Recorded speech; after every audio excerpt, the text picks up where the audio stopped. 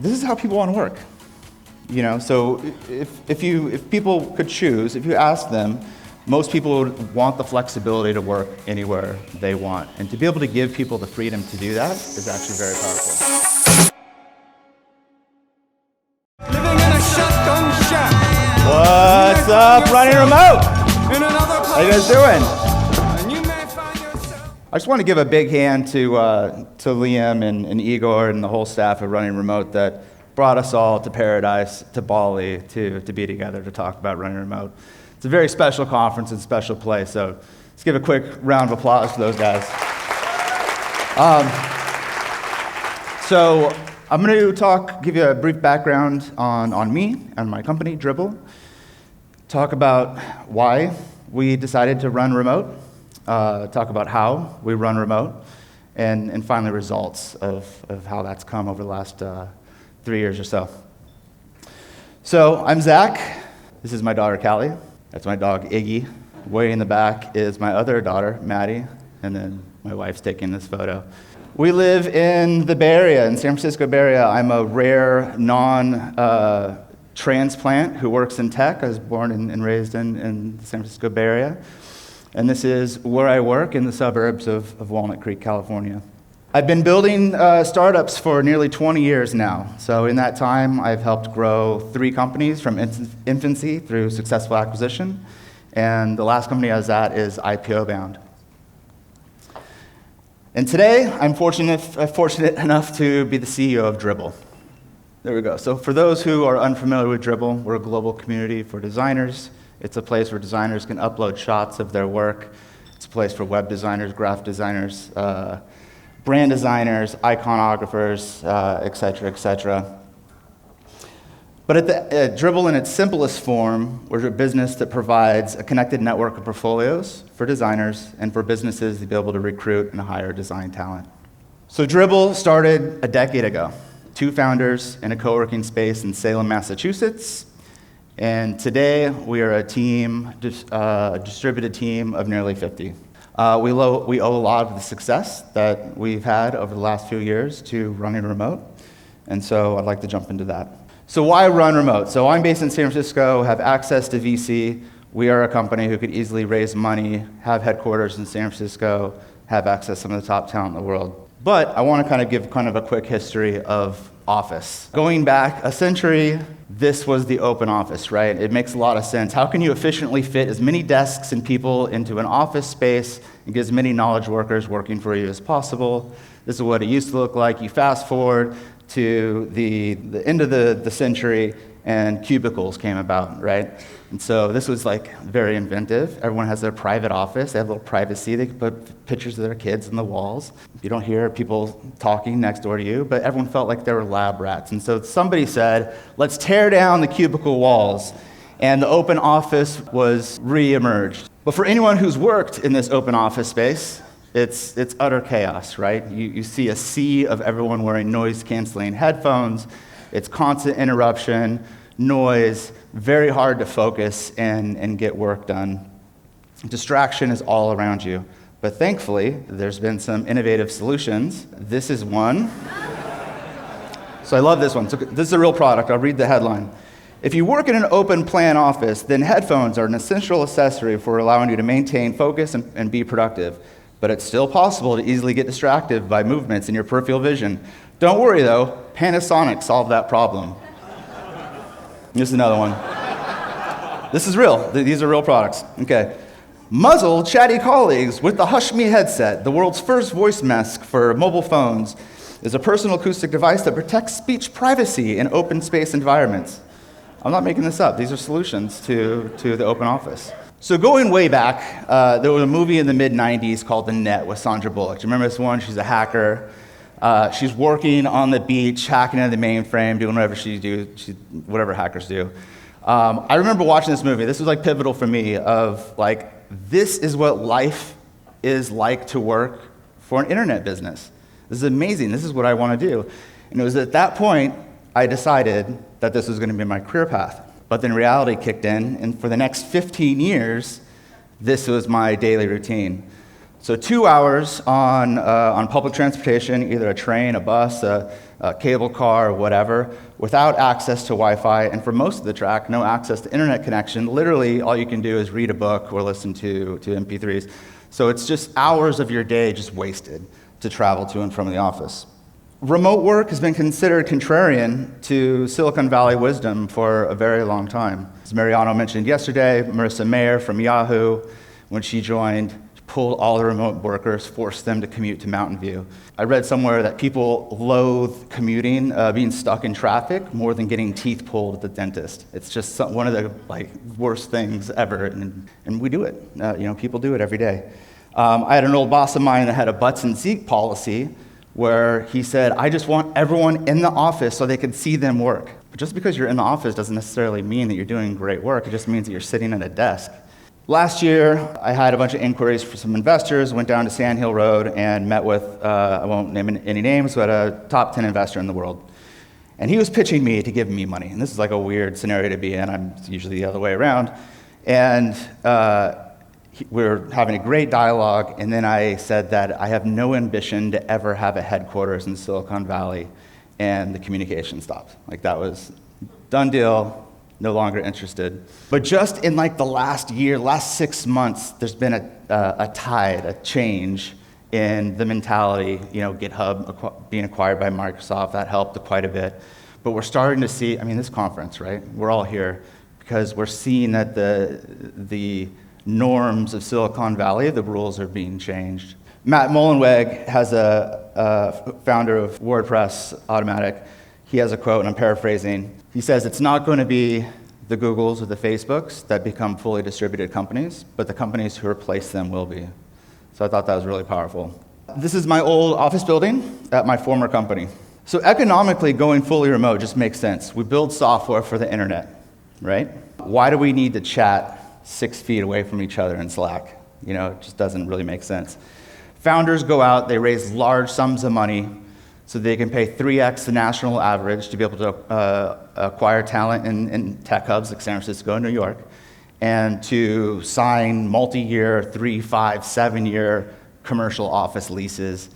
This is the same building where Uber and Square are headquartered. Our rent was $225,000 a month. So their rent's too damn high.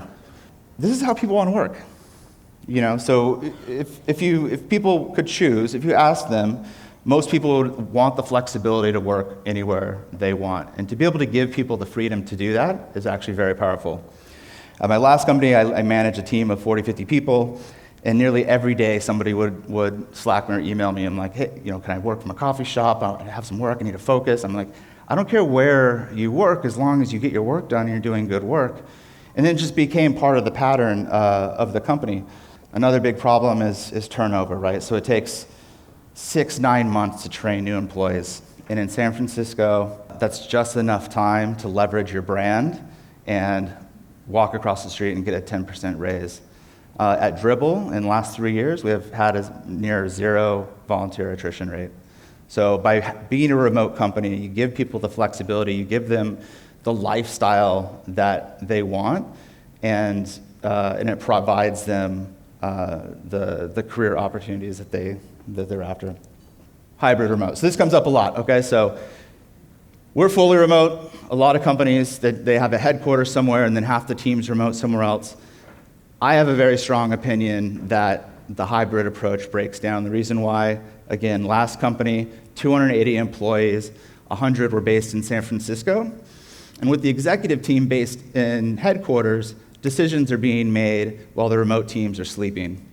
And there was a lot of animosity when the next day comes around and people are like, well, why wasn't I part of this decision, right? Or the decision's not even communicated to the team because it's just moving so fast in headquarters. So this is a big decision for us to go fully remote. And then finally, my friends at Envision and Automatic, they've grown mid-market companies successfully with fully remote teams. And so when I took over Dribbble, that was also just a big, that gave me a lot of confidence that, if they can do it, we can do it too. So however, there's no rule book yet, right? So we're building the best practices for remote work as we go. And that's why there's conferences like this one. At Dribbble, we've grown quite a bit, and we've changed and we've evolved processes and workflows as we've grown. And I think that's just how a lot of us are moving along, right? We're kind of just making up the rules as we go. You know, Hotjar talked a lot about this. There was a lot of parallels with us as I was watching your presentation. But as I've gone through and evolved our processes, there were 3 principles that I followed to make sure that we were doing it the right way. The first one is to stay connected, do great work, and then have fun, right? Have fun at work. So stay connected. So this means investing in communication. Choosing to be remote means that you need to choose to over-communicate, over-document, making sure that everyone stays on the same page and stays in the loop. We don't want anyone to feel that they're a remote island. We want remote, but we don't want people to feel isolated and not in the loop. Zoom and Slack. So, nothing out of the ordinary here, but hats off to these 2 companies, right? These 2 companies have become ubiquitous in modern workflows. They just had amazing public exits, which just shows that at a macro trend that we're moving in this direction, right? We wouldn't be able to pull off being a remote company if it wasn't for these companies. So foundational stuff. So mission and values. I took over Dribbble at 7 years old, and there had been no mission statement. A mission statement is super clear to give a transparent lens for everyone in the company to know where we're going. And so this is the first thing we did when we got together is we formed that we're on a mission to build the world's best community for creatives to share, grow, and get hired. Company values. Community comes first. Lead with passion. Continue to grow. Quality over quantity. Try new things. Bring good vibes. These 6 values are core to who we are as a company, and it shows everyone in the company how we work together, and this is essential and foundational to be able to build really any business, but especially a remote business.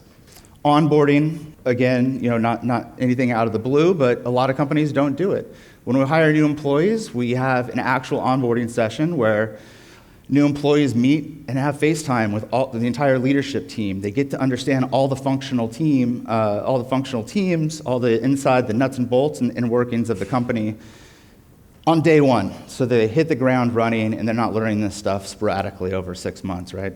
Over-documenting again, investing in communication. We have an internal wiki. Every single functional team has deep notes of everything that's happening within the company that any employee can go and look into.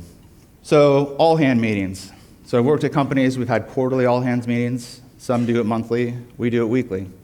And I think this is, for a remote team, this is a really key best practice.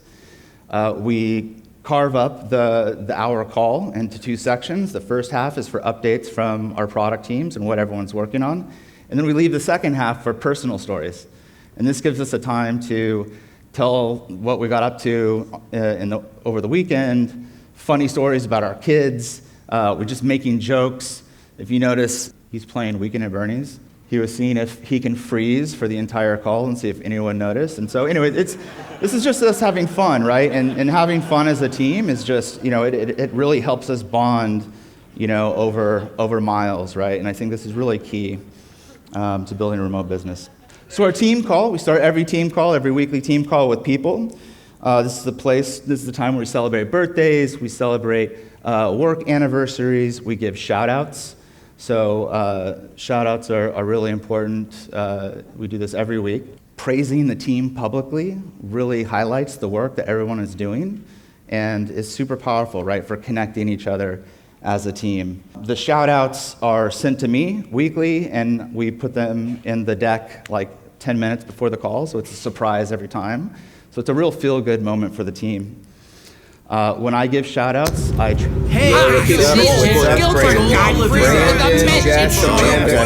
Sorry, I didn't know there was going to be audio. I've had celebrities give shout-outs for the team, which is really special. Ice-T, Sean Astin from the Goonies, a bunch of others. Bonusly is huge for us, right? So Bonusly is a Slack plugin.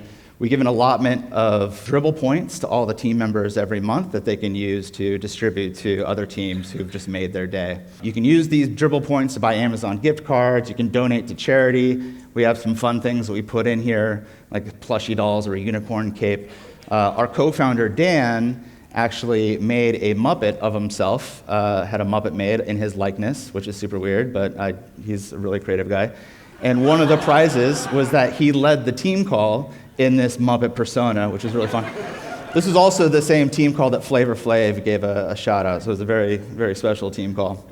So no bullet points. So when all of our teams give updates to the team, we have the sales team, we have the marketing team, we have comms, we want everyone to be plugged in about what we're doing. And so every team gives visual demos of what they're working on, even if it's work in progress, because everyone just glazes over bullet points. No one cares, but when you actually talk about what the community is doing and how they're responding and what the features and the reasons behind what we're building, it really connects people. We have an anonymous AMA, Ask Me Anything. So there's a box where anyone in the company can ask me anything about our strategy, our vision, what we're doing, who we're hiring, who we need, anything that needs to be asked publicly, but they're too afraid to do it during our team call. They can drop it in the AMA box, and I'll answer it in the week call, on the team call the week after. One-on-ones. So again, best practices. Everyone does one-on-ones, but for a remote team, so critical. Everyone in our company has a weekly one-on-one with their manager. And this is a time to, yes, check in on performance, but also to check in on people's stress level. Check in on what's going on outside of work. Check in on like how as a manager can we better support you and help in your job. About once a month we check in on career pathing, right? We want to make sure that people are continuing to move and hit their personal career goals. And so this is super important. There's a lot of fear when you talk to managers who are not into remote. And their big fear is, well, how do I know that people are doing a great job, right? And so when you run a remote company, it's built on a foundation of trust. We use GEEKBOT, which is a daily status update app for Slack, and it just asks everyone in the company 3 simple questions. What did you get done yesterday? What are your priorities for today? And what are your blockers? And this is publicly, everyone in the company can see. It's really easy to see if somebody's not pulling their weight, and then a manager can come in and mentor them and support them, get them back on track. Project management. Okay, so we've evolved a project management strategy from 4 engineers putting issues in GitHub into formalizing. Now we have Jira, we have daily stand-ups, we have retros, this sort of thing. Quarterly objectives and results. So we needed a goaling framework, and I hated OKRs. OKRs is the framework that Google made famous years ago. I've used it at past companies. The problem with OKRs, at least in my experience, is that they trickle goals down to individual contributors, and oftentimes those individual contributors have very little influence on the metrics that they're goaled against individually. And so we developed quarterly objectives and results as just a different name for it, but the buck stops at leadership. And so we have goals for all my VPs and directors, and it stops there. And then it's up for the leadership team to mentor, to coach their teams, the ICs. The ICs just need to be focused on just doing great work, coding, designing, doing what they do best, not focused on crazy metrics that they might not be able to influence. The other thing that you start to see happening is that one team will try to cook their numbers and change their numerator, and then it moves somebody else's denominator over here and just causes internal chaos. Anyway, so those are just some best practices that we've learned along the way. Hang time. So when we decided that we were going to be a remote team, one of the things we decided is that we had to see each other in person at least twice a year. So, talking over Zoom is great and all, but nothing beats actually hanging out in real life. And so we are a customer-funded, profitable business. We wanted to figure out a way to finance flying out our entire team to one location so we can hang out together. So we decided to do a design conference. And so we invite some of the world's top design leaders to give talks and workshops. We invite the local communities. We do it in a different city every time. We invite local dribblers to come out. And then we also have our team there in person, which is a really cool touch, to be able to just communicate with our community, right, in real life, which is a fortunate thing for remote teams. So we've done this now 4 times. We've done one in Boston, in Seattle, in LA, and this is the last one in New York. We rented the Hammerstein Ballroom, which Guns N' Roses, Oasis, Radiohead. It's the last place that David Bowie performed publicly. We rented a rock, venue, and we did all the logistics internally. So this is like DIY. We just wanted to make this happen, so we made it happen. It was a lot of fun.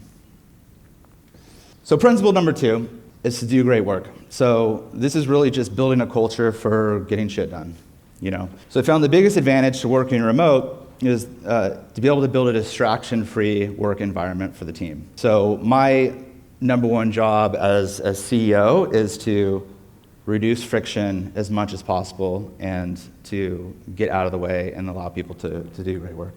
We're here, right? We're, Sandra Bullock, 95, on the beach. Now here we are in Bali. We're all working remote. It's a pretty cool position to be in. We're basically rewriting the rules of work. No commute, no traffic, no open office.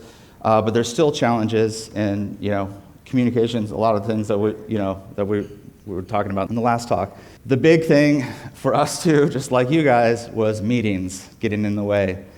And so we came up with some new rules around meetings. So one was no agenda, no meeting. Again, if somebody throws a meeting on your calendar and there's no agenda, you're totally free to just kill it. The agenda also gives people heads up time to review the problem that we're trying to solve before you actually meet in person, and so we can spend the meeting time to actually work on the solution, to work on brainstorming, and actually get the work done. That agenda doc also becomes a permanent record for notes of what happened in the agenda, so people who weren't in the meeting can go back and look at that document and get caught up. We also have a no meeting Thursday and Friday policy. So ICs, whoever in the company, they're free to unplug Slack. If we need to get a hold of somebody, we can text them. But this gives people heads down time to really focus and do deep work. If you're an engineer, if you're a designer, this time is super valuable just to go heads down and crank. We also want to allow people to be able to create their perfect day. So we have a developer on our team who coaches his son's soccer team. So he leaves at 2, 3 o'clock in the afternoon a couple days a week, and he makes up some hours at the end of the day. And we want to provide that freedom and that flexibility for our team. We also have a 40-hour work week rule, no more, no less. So again, we want people not grinding the nights and weekends to hit deadlines that don't need to be there. We want people to just be able to do good work and have a great work-life balance. One thing that I think that's unique to us than some other global remote companies is that I'm very time zone sensitive. So in the past, I've worked with companies that we had offices distributed all around the world, and I saw a lot of inefficiencies where a developer in San Francisco is blocked by an engineer in Australia, and we have to wait an entire 24-hour cycle to get that person unblocked and that work to move on. So most of the Dribbble team is in North America. We have a Canadian entity, and we have a US entity in the team in both countries. We also noticed that we had some East Coast people, so we have a 3-hour zone. We had some East Coasters starting, very early risers, 5 o'clock in the morning, signing off by the time the late risers in the West Coast were starting. So we were missing that overlap, which is the key to that opportunity of having that 3-hour gap. And so this is not a hard rule. We don't have working hours, but I do ask our East Coast folks to start later in the day and our West Coast folks to start earlier, just so we can maximize the overlap so that if something is blocking, we can just quickly Slack somebody and get it done. And then work from anywhere. This is the dream, right? And we've proved that it's happened. We had a coworker who traveled in her van for 6 months and connected and worked from coffee shops and through her satellite Wi-Fi and worked part-time half the day for us, and then spent the rest of the day rock climbing, rappelling, camping, hiking, and traveled all over the United States. So hiring remote workers. So we found there's typically 2 types of people, right? There's the person who is 3x more effective working remotely, distraction-free from their home office. The other person is the person who's distracted by the sunshine and TV and or is a middle manager and not a player coach and just has a hard time getting things done. So we try to suss that out in our interview process. What we've learned, some of the best remote employees are former startup entrepreneurs, freelancers, consultants. We typically don't hire people. We've made some mistakes hiring some people from some big brand companies who had big personal brands, but we're really just middle managers, delegators, and it just doesn't work for a remote company.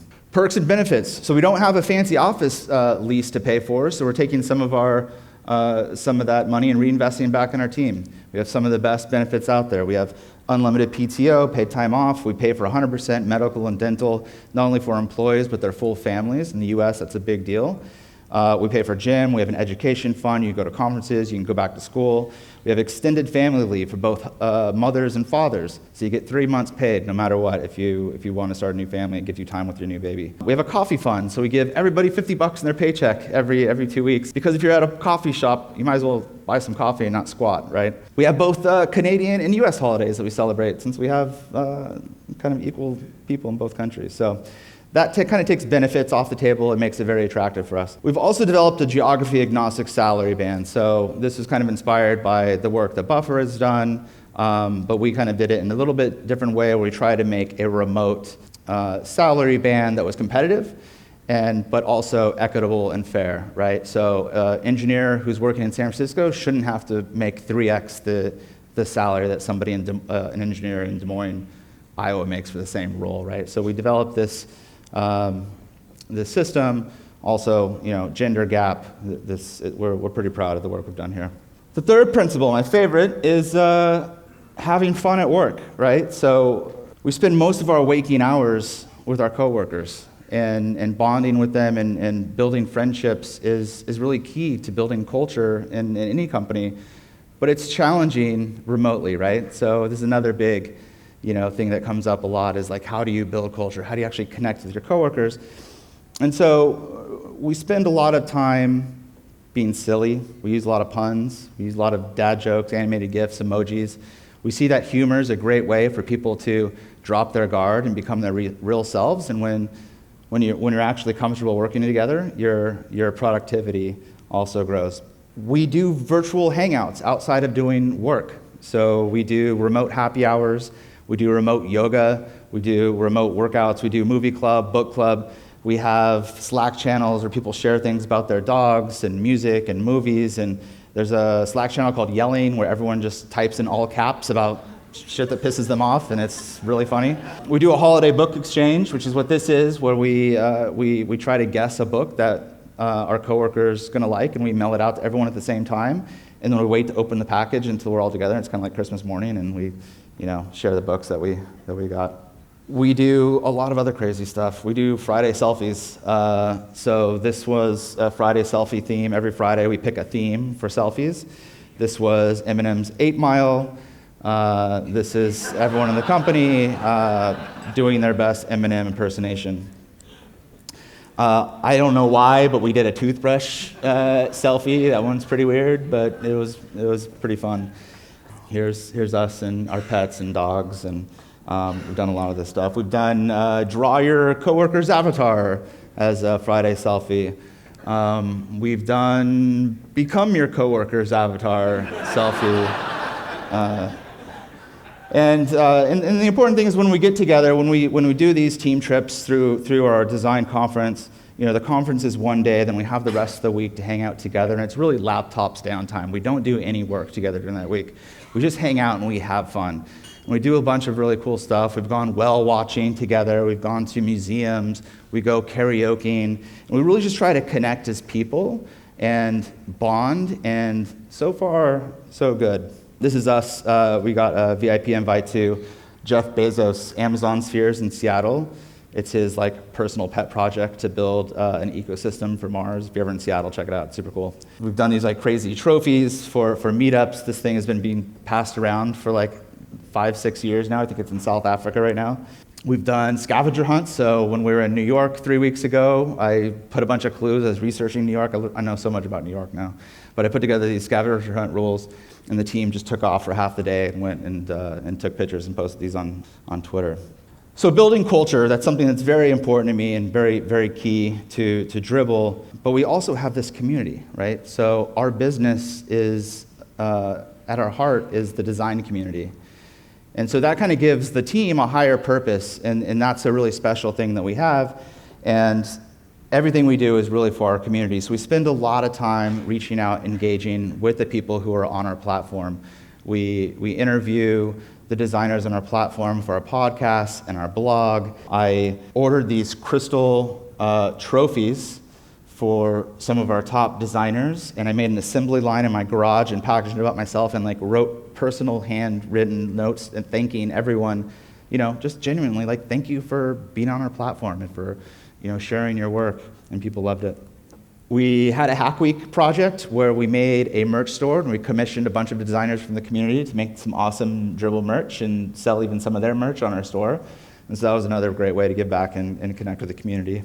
I had a little too much wine one night and ordered 2,000 pink basketballs on Alibaba. But the company's called Dribbble. Our logo is a basketball. We've been around for 8 years at this point, and no one thought about making, who wants a basketball, by the way? All right, hold on. Don't break your laptops! All right.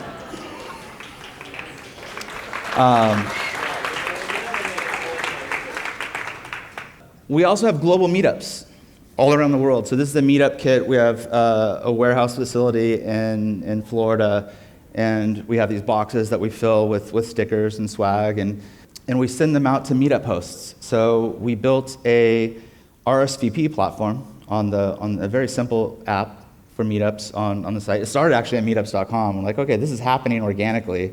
Let's do it on Dribbble so we can make sure that we can make it very easy for the community to invite local designers around them.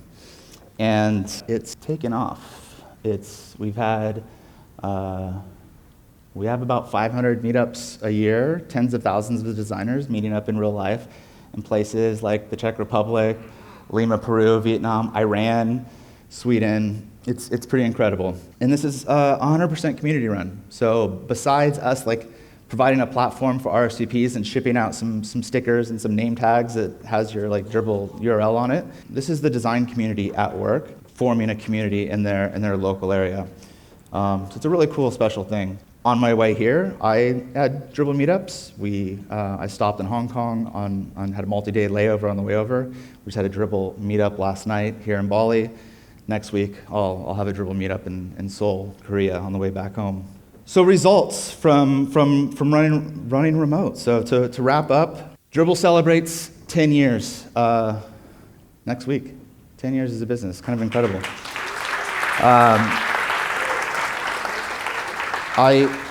I joined the company 2.5 years ago as the first CEO. Dan and Rich, Rich was the engineer, Dan was the designer, and they hired a business guy, and I'd known them for years, and threw my hat in the ring, and here I am, and it's been a fun ride. And as a result of what I believe investing in working remote, we've had some pretty impressive results. Today, more designers than ever before are using Dribbble.